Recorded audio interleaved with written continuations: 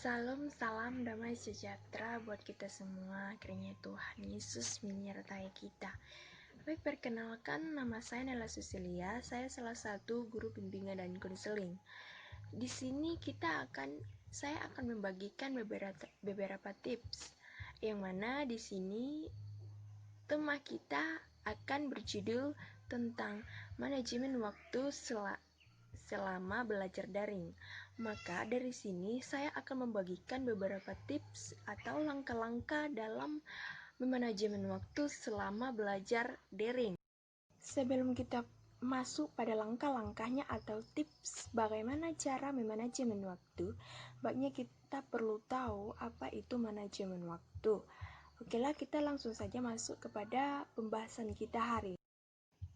Bagaimana tema yang kita angkat hari ini adalah manajemen waktu selama sistem belajar daring, di mana yang dimaksud dari manajemen waktu yaitu perencanaan, pengendalian, dan struktur cara menggunakan terhadap seberapa banyak waktu yang kita pakai dan gunakan untuk menyelesaikan suatu pekerjaan. Menggunakan waktu dengan efektif memberikan sesuatu kelebihan juga pilihan untuk mengelola kegiatan menurut keputusan dan kebijakan kita sendiri. Nah, dari pengertian maksud dari manajemen tadi, kita akan mengetahui apa fungsi dan tujuan dari manajemen waktu. Bagaimana kita memfungsikan manajemen waktu. Nah, kali ini Ibu akan membagikan sebuah tips atau langkah-langkah dalam memanajemen waktu selama belajar daring, di mana di saat yang sekarang kita sedang dilanda oleh virus corona atau COVID-19. Maka selama pandemi COVID-19 ini kita harus bisa memanajemen waktu kita dalam belajar, supaya apapun yang diberikan tugas oleh guru-guru atau dosen, kita bisa menyelesaikannya dengan tepat waktu tanpa harus menunda waktu. Nah, tidak memperpanjang waktu, Ibu akan langsung saja memberikan tips-tips yang akan kita lakukan dalam memanajemen waktu kita. Baik, langkah pertama yaitu mengatur waktu yang ada biar tidak kehabisan waktu hanya gara-gara suatu hal yang tidak berharga, seperti menyempatkan waktu untuk memperbaiki atau menyelesaikan tugas yang diberikan oleh guru sekolah.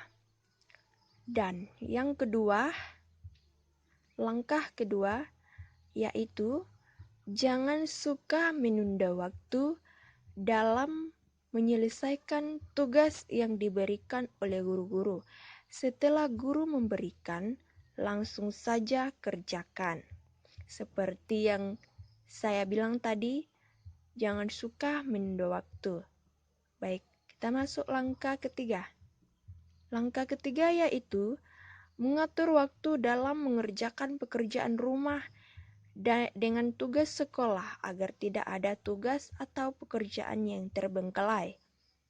Nah, sama halnya dengan tidak menunda waktu, mengatur bagaimana, jam berapa, waktu kapan kita menyelesaikan pekerjaan rumah dan pekerjaan sekolah.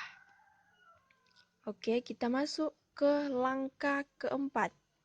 Langkah keempat yaitu membuat karya yang menurut kita bermanfaat untuk digunakan baik di dalam bentuk belajar maupun di rumah. Misalnya, membuat keterampilan semacam tas dari kulit cappuccino.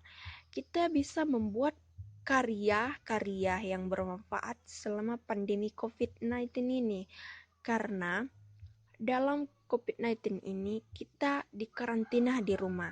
Ada berbagai cara yang akan kita temukan, yang akan kita lakukan untuk membuat sebuah karya. Apalagi sistem daring, pasti kita sudah mengetahui apapun yang ada yang ingin kita buat, kita bisa melihat contoh-contoh di YouTube. Nah, langsung saja kita masuk ke langkah kelima. Langkah kelima yaitu terapkan waktu belajar di rumah dan niatkan pada diri bahwa akan belajar pada waktu yang tepat dan tidak mau lagi menunda waktu serta tidur atau istirahat yang cukup. Nah, itu pun ini semua dari atau tips-tips langkah-langkah yang akan kita lakukan dalam memanajemen waktu kita selama belajar daring.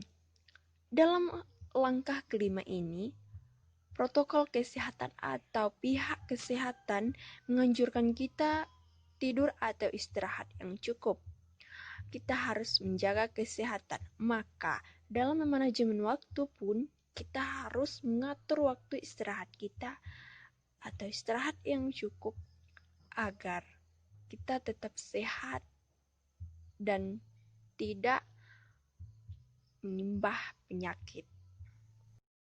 Nah, dari kelima langkah tersebut, jika ada yang belum tersampaikan atau yang belum dimengerti, silakan ditanyakan langsung kepada saya di nomor telepon saya. Dan jika ada hal-hal yang mengganggu pikiran aktivitas Anda, silakan Anda sampaikan atau hubungi saya ke nomor telepon saya. Baik, sampai di sini materi yang saya sampaikan. Kurang lebih saya mohon maaf.